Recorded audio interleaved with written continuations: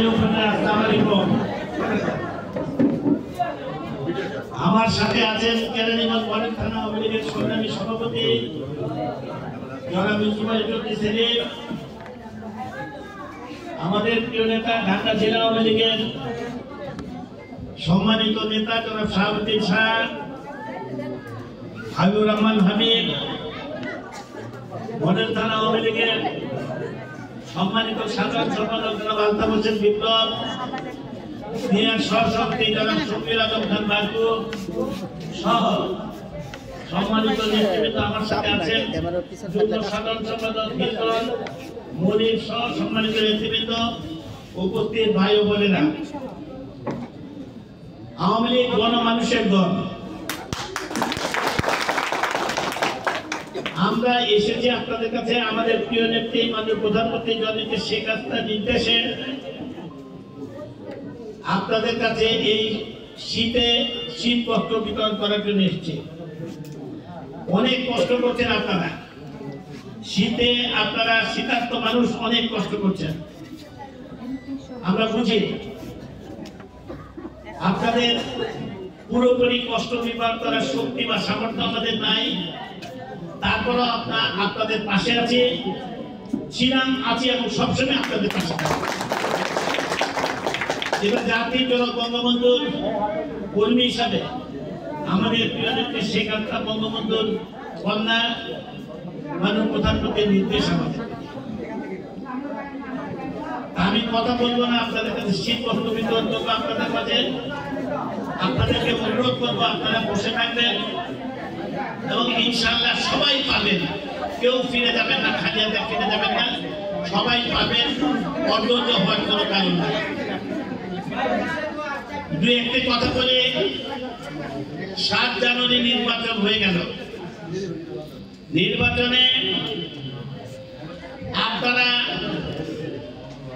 আমাদেরকে ভোট দিয়েছেন, কারো কোনো হুমকিতে ধমকিতে বা কারো লিফটের বিতরণে, আগুন সন্ত্রাসে আপনারা ভীত হন নাই। আপনারা ভোট কেন্দ্রে গেছেন এবং আমাদেরকে আপনারা নির্বাচিত করেছেন, ভোট দিয়েছেন, নির্বাচিত করেছেন।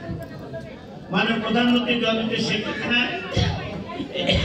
একটানা চতুর্থবারের মতো আজকে বাংলাদেশের প্রধানমন্ত্রী নির্বাচিত হয়েছে।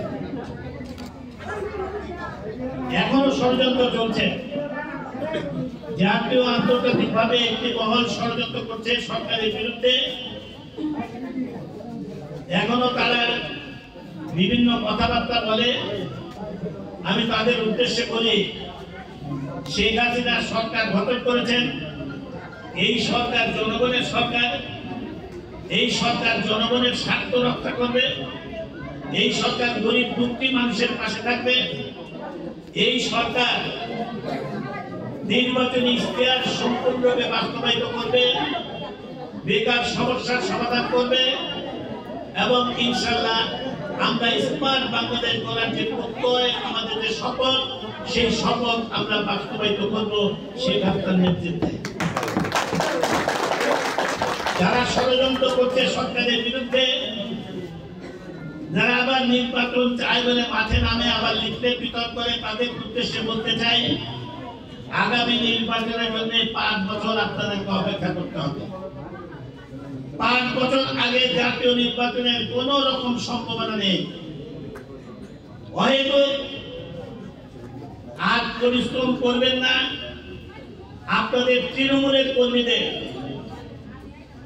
আপনারা হয়তো আর যন্ত্রণা দেবেন না, তাদেরকে মাঠে নামিয়ে আবার একটা ভয়াবহ পরিস্থিতির সৃষ্টি করা এবং আবার আন্দোলন নামে আগুন সন্ত্রাস বা কোন রকম জন দুর্ভোগ সৃষ্টি করার পায়তারা করে তাদেরকেও আবার বিপদে ঠেলে দেবেন না, দয়া করে।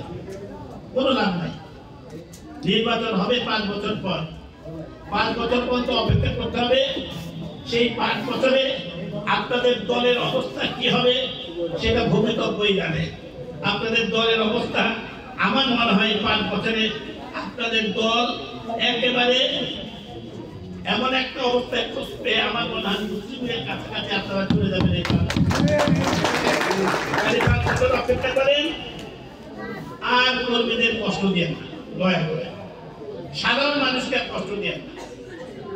সাধারণ মানুষের দুঃখী মানুষের পাশে থাকার চেষ্টা করেন, দুঃখী মানুষকে ভালোবাসার চেষ্টা করেন। বিদেশিদের প্রতি আস্থা না দিয়ে সাধারণ মানুষের প্রতি আস্থা স্থাপন করেন, তাহলে হয়তো আপনাদের যে অন্যায় করেছেন, যে পাপ করেছেন, মানুষ পুড়িয়ে মেরে যে অন্যায় করেছেন, সেই পাপের কিছুটা লাঘব হবে যদি সাধারণ মানুষের পাশে থাকেন। সাধারণ মানুষের বিপদে তাদের সাথী যদি হন, এই পাপের কিছুটা প্রায়শ্চিত্ত করতে পারে। আমি আর কথা বাড়িতে চাই না, আমরা আপনাদের পাশে আছি, আপনাদের পাশে থাকবো। আপনারা অনেক কষ্ট করছেন শীতে, এই কষ্ট লাঘবের জন্য আমরা চেষ্টা করবো, সম্পূর্ণ চেষ্টা করতে পারবো না, কিন্তু জননেত্রী শেখ হাসিনার নির্দেশে তার নেতা কর্মীরা, সর্বস্তরের নেতা কর্মীরা সবটুকু সময় আপনাদের পাশে ছিল এবং থাকবে, এই প্রতিশ্রুতি আমরা দিতে পারি। আমি কথা বাড়াতে চাই না, কথা এখানে শেষ করতে চাই। আপনারা অধৈর্য না হয়ে প্রত্যেকে যার যার জায়গায় অবস্থান করেন। আমরা সমস্ত এই শীতবস্ত্র আপনাদের কাছে আমরা ইনশাআল্লাহ পৌঁছে দেব। খোদা হাফেজ। জয় বাংলা, জয় বঙ্গবন্ধু, বাংলাদেশ।